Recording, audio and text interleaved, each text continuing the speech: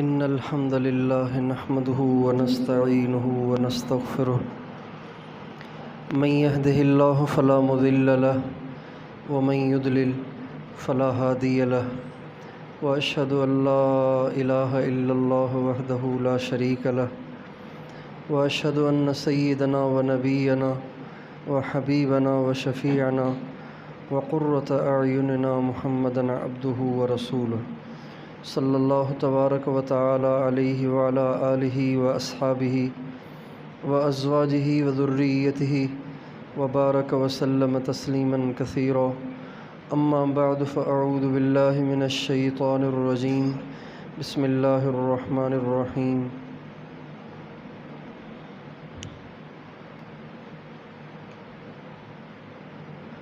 المال والبنون زینۃ الحیاۃ الدنیا والباقیات الصالحات خیر عند ربک ثوابا وخیر عملا وقال النبی صلی اللہ علیہ وسلم اعط کل ذی حق حقہ سبحان ربک رب العزۃ عما یصفون وسلام علی المرسلین والحمد للہ رب العالمین اللہم صلی علی سیدنا محمد وعلی آل سیدنا محمد وبارک وسلم۔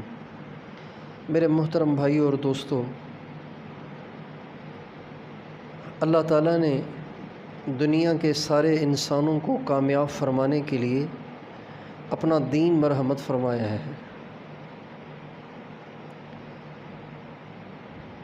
کامیابی کے لیے صرف دین ہی ملا ہے۔ دنیا ضرورت ہے اور دنیا ایک مجبوری ہے، لیکن دنیا اور آخرت میں کامیاب ہونے کے لیے اللہ تعالیٰ نے دین دیا ہے، اور دین کا خلاصہ دو چیزیں ہیں۔ سارے دین کا خلاصہ دو چیزیں ہیں، ایک حقوق اللہ ہیں، ایک حقوق العباد ہیں۔ ایک اللہ کے حقوق ہیں، ایک اس کی مخلوق کے حقوق ہیں، اس کے بندوں کے حقوق ہیں، اس کی مخلوق کے حقوق ہیں۔ مخلوق میں ماں باپ بھی ہیں، مخلوق میں بھائی بہن بھی ہیں، اولاد بھی ہے، پڑوسی بھی ہے، رشتہ دار بھی ہیں، مخلوق میں کیڑے مکوڑے جانور بھی ہیں۔ اسلام وہ واحد مذہب ہے جس نے کیڑے مکوڑوں کے بھی حقوق بتائے ہیں۔ اسلام وہ واحد مذہب ہے جس نے جانوروں کے بھی حکم بتائے ہیں، نوکروں کے بھی حقوق بتائے ہیں، ماتحتوں کے بھی حقوق بتائے ہیں۔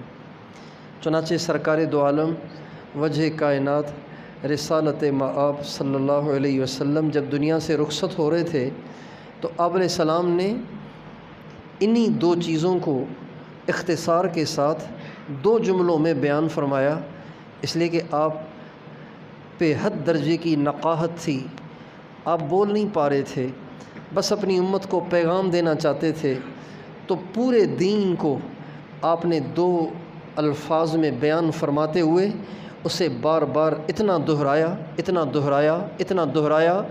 کہ دہراتے آقا کی آواز بند ہو گئی اور آپ دنیا سے رخصت ہو گئے۔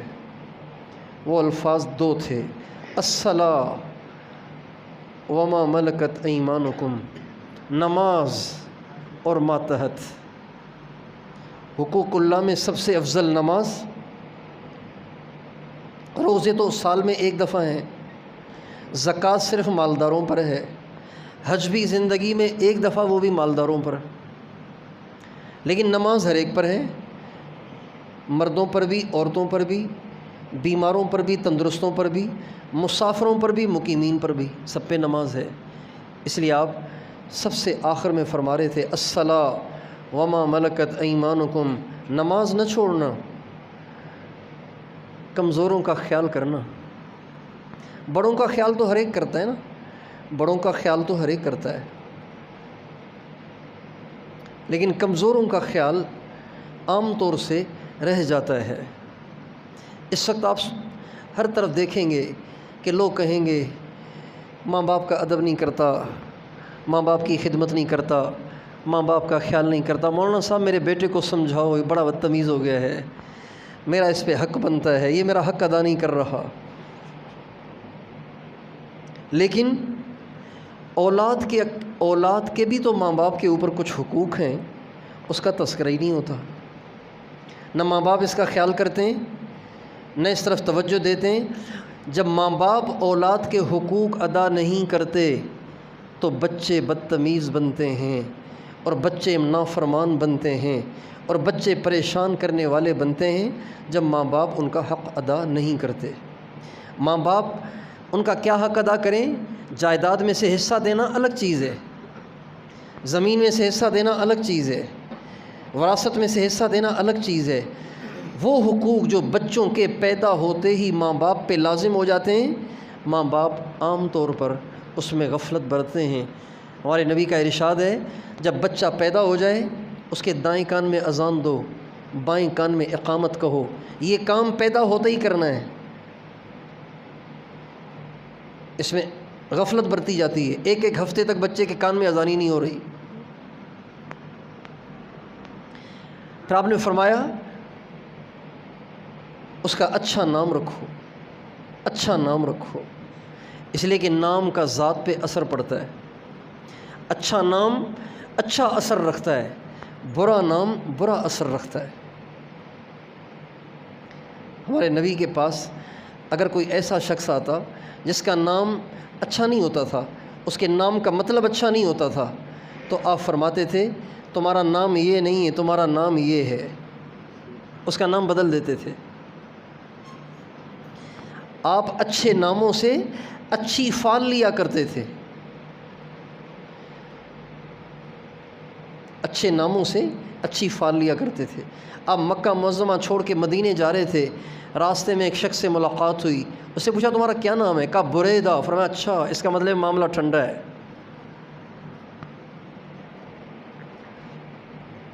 اس کا مطلب ہے ہمارے لیے آگے پریشانی نہیں ہے، ہمارے لیے معاملہ ٹھنڈا ہے۔ اچھے نام سے آپ اچھی فال لیا کرتے تھے۔ امام حسین جب مدینے سے چلے عراق کی طرف تو راستے میں ایک جگہ پڑاؤ ڈالنا چاہا تو پوچھا اس آبادی کا کیا نام ہے؟ کہا جی اس کا نام ہے عقر، یعنی کسی کی ٹانگیں کاٹ دینا، کسی کی کونچیں کاٹ دینا، کسی کو ذبح کر دینا۔ فرمایا اللہ ہمیں عقر سے بچائے، یہ کہہ کر آگے بڑھ گئے۔ کہا یہاں پڑاؤ نہیں ڈالیں گے، اس کا نام اچھا نہیں ہے۔ اچھے نام کا اچھا اثر ہے، برے نام کا برا اثر ہے۔ چنانچہ یہ اولاد کا حق ہے کہ اس کا نام علماء سے پوچھ کر اچھے سے اچھا رکھا جائے۔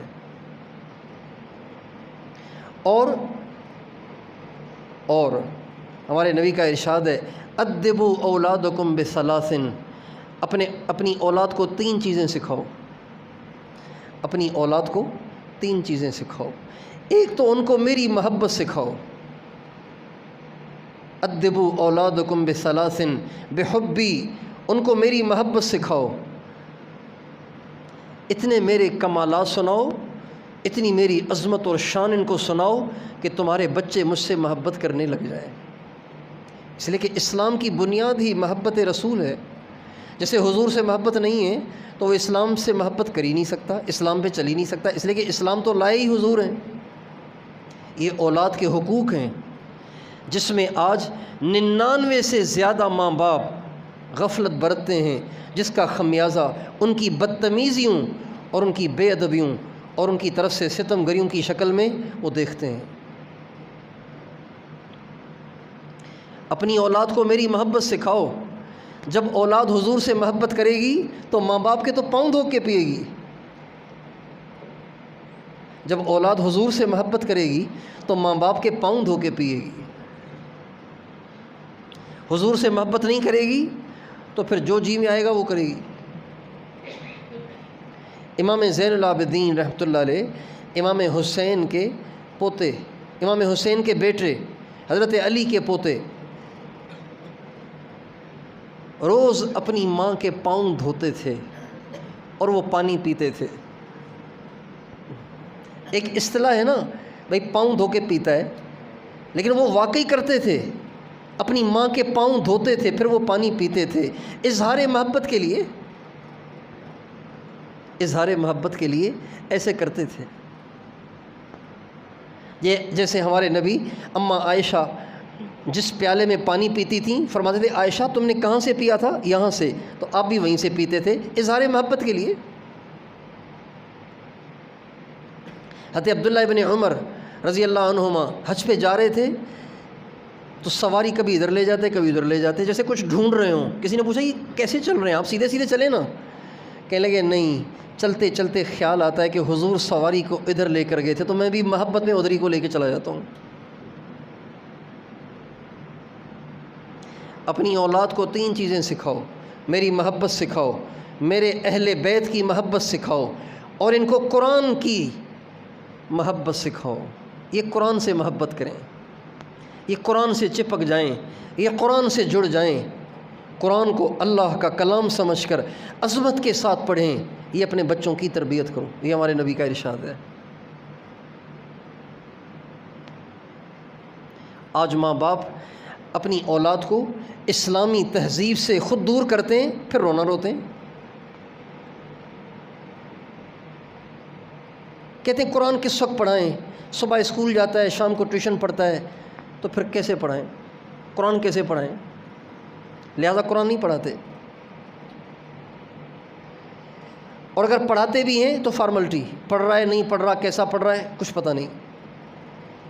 اور اگر قرآن پڑھاتے ہیں تو پھر گھروں میں اپنے بچوں کی صحیح تربیت نہیں کرتے۔ کیوں؟ اس لیے کہ بچہ آتا ہے سارا دن تو ٹیوشن پڑھتا ہے اور پھر اسکول پڑھتا ہے، پھر مکتب میں جاتا ہے، پھر اس نے ہوم ورک کرنا ہوتا ہے، لہٰذا ہمیں ٹائم ہی نہیں ملتا بچے کی ذہن سازی کا۔ یہ ساری اولاد کی حقوق تلفی ہے۔ جب اولاد کے حقوق پامال ہوتے ہیں تو یہی اولاد بڑے ہو کے غراتی ہے اور بڑے ہو کے بدتمیزیاں کرتی ہے، پھر ہم رونا روتے ہیں۔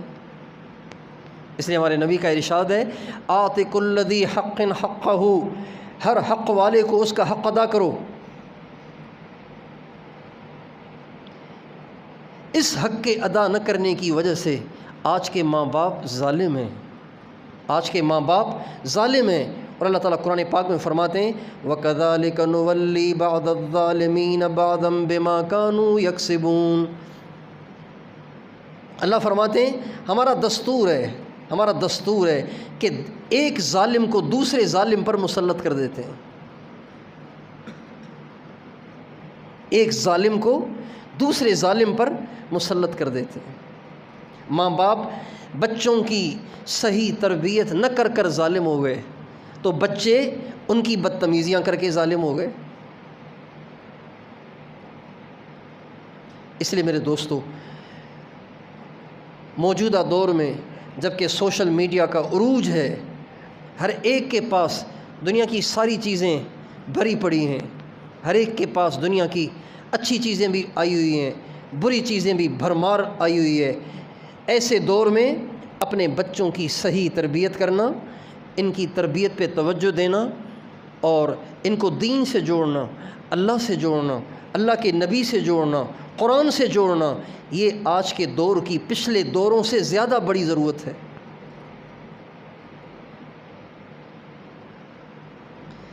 یہ مدرسوں کے قاری صاحبان اور یہ علماء کرام، یہ قابل صد مبارکباد ہیں، قابل صد تحسینات ہیں کہ انہوں نے تھوڑی تھوڑی تنخواہوں پہ گزارے کر کے اور اپنے پیٹ کی خواہشات کو کاٹ کے، اپنے بچوں کی خواہشات کو کاٹ کے، تھوڑی تنخواہوں پہ گزارا کر کے ہماری نسل کو قرآن دے رکھا ہے۔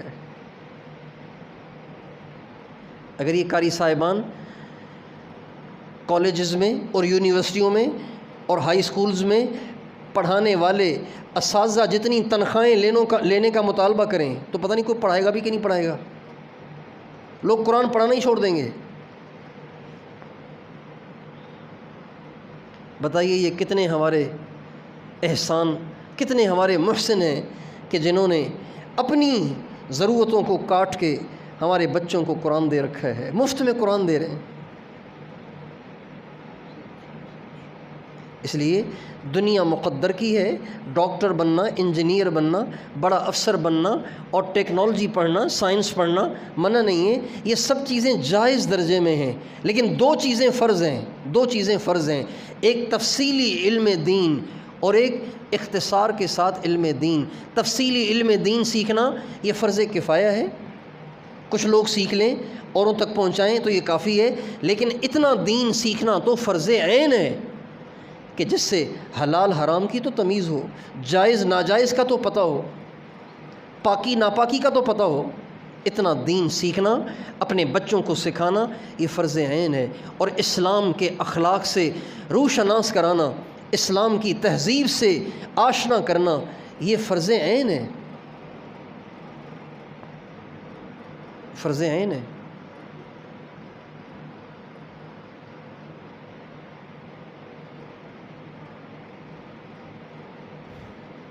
اور ماں باپ اس لیے نہیں کرتے کہ خود بھی نہیں کر رہے۔ ایک شخص خود نماز نہیں پڑھ رہا، وہ کس منہ سے اپنے بچوں سے کہے بچوں نماز تو امام حسین نے کربلا میں نہیں چھوڑی، تم بھی پڑھا کرو؟ وہ خود ہی نہیں پڑھ رہا، کیسے کہے گا وہ؟ اس لیے ہم کہتے ہیں جو ماں باپ بچوں کے دنیا میں آنے سے پہلے جو بھی تھے، لیکن بچوں کے آنے کے بعد تو سدھر ہی جائیں، کم از کم ان کے لیے تو سدھر جائیں، انہی کی وجہ سے ٹھیک ہو جائیں، انہی کی وجہ سے اسلام کو فالو کر لیں کہ میرے بچے نہ خراب ہو جائیں۔ اگر آپ کے بچے بن گئے آپ کی قبر بن گئی، آپ کے بچے بگڑ گئے آپ کی قبر خراب ہو گئی، آپ کی آخرت خراب ہو گئی۔ بچے زندگی بھر جتنی نیکیاں کریں گے وہ ساری نیکیوں کا اجر قبر میں آپ کو ملتا رہے گا، آپ کی قبر ٹھنڈی ہوتی رہے گی، روشن ہوتی رہے گی۔ اگر آپ کے بچے برائی میں پڑ گئے اور آپ نے ان کی صحیح تربیت نہ کی، آپ نے ان کو اللہ اور اس کے نبی سے نہ جوڑا اور وہ برائیاں کرتے رہے، آپ قبر میں ہوں گے، ان کی ساری برائیوں کی سزائیں آپ کو بھگتنا پڑیں گی۔ اس لیے میں اور آپ اس کی نیت کریں، اپنے بچوں کو اسلام سے جوڑیں گے، قرآن سے جوڑیں گے، اللہ کے نبی سے جوڑیں گے، دین سے جوڑیں گے، اور دین کے ساتھ جڑ کر پھر دنیا کا جو کچھ حاصل کر سکتے ہیں وہ کر لیں۔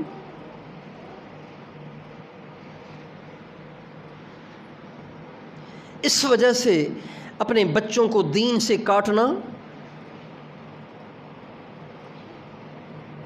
اور دین کا سودا کرنا کہ پھر کھائے گا کہاں سے، یہ اللہ سے بدگمانی ہے۔ بھئی آپ نے اپنے بچے کو ایجوکیشن میں ڈالا ہوا ہے، ایسی یونیورسٹی میں ڈالا ہوا ہے جہاں لڑکے لڑکیاں کٹھے پڑھ رہے ہیں، تو اس کی کیا ضرورت ہے یار؟ کہا جی اصل میں ان کا معیار بڑا بلند ہے، ان کی ڈگری باہر چلتی ہے، لہٰذا ہم نے دین کا سودا کر دیا ہے۔ اچھا ڈگری سے کیا ہوگا؟ ڈگری اچھی ہوگی تو تنخواہ اچھی ہوگی، ملازمت جلدی ملے گی۔ کتنا غلط نظریہ، کتنا غلط راستہ، کتنی غلط سوچ ہے، جبکہ اللہ فرماتے ہیں وَمَا مِن دَابَّةٍ فِي الْأَرْضِ إِلَّا عَلَى اللَّهِ رِزْقُهَا وَيَعْلَمُ مُسْتَقَرَّهَا وَمُسْتَوْدَعَهَا كُلٌّ فِي كِتَابٍ مُبِينٍ۔ اللہ فرماتے ہیں دنیا میں چلنے والے ہر جاندار کی روزی میرے ذمے ہیں۔ اور ترمذی شریف کی حدیث ہے، ہمارے نبی فرماتے ہیں رزق تمہیں ایسے ڈھونڈتا ہے جیسے تمہیں موت تلاش کرتی ہے۔ انسان اگر اللہ پہ بھروسہ کرے تو اللہ تعالیٰ مشکل میں نہیں ڈالتے، آسانی کرتے ہیں۔ ہاں جو اپنا یقین ہی یہ بنا لے کہ یہ نہیں کروں گا تو یہ نہیں ہوگا، تو اللہ اس کو اس کے حوالے کر دیتے ہیں۔ ہمارے نبی کا ارشاد ہے لو انکم تتوکلون علی اللہ حق توکلہ لرزقکم کما یرزق الطیر۔ اگر تم اللہ پہ اتنا بھروسہ کرو جتنا بھروسہ کرنا چاہیے، اللہ پاک تمہیں ایسے روزی دیں گے جیسے پرندوں کو دیتا ہے۔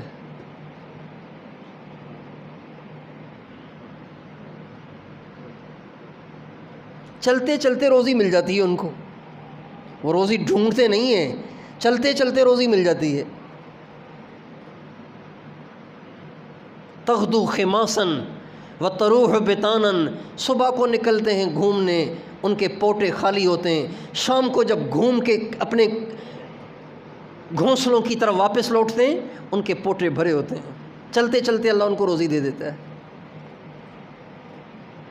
اس لیے دوستو اللہ سے بدگمانی نہ کریں اور اپنے بچوں کو دین سے جوڑیں. مقدر کی روزی اسے پہنچ کے رہے گی. جس کے